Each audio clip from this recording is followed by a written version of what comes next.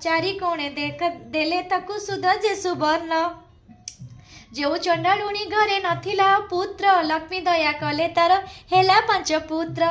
धन पुत्रवती हुए बोली न बोइले बर देई सेठा बारू विजे करी गले।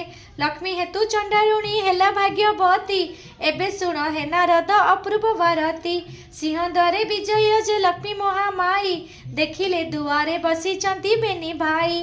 बोइले जे बाटो छाड़ भितरकू जीवी दशमी जोगाड़ मुही मोरणी करांदीबी।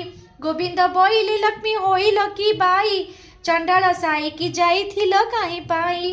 आंबे न देखुणु जे देखिले बड़ भाई आंबे देखिथिले सीना घोड़ाई देई।